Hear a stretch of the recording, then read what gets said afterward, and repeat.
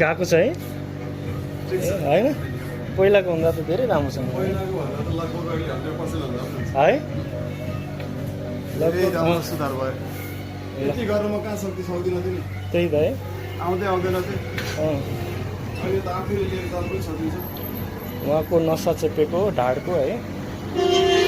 यहाँ कति दिन उपचार गर्नुभयो त अहिले मैले 18 दिन 18 दिन जति गर्नुभयो है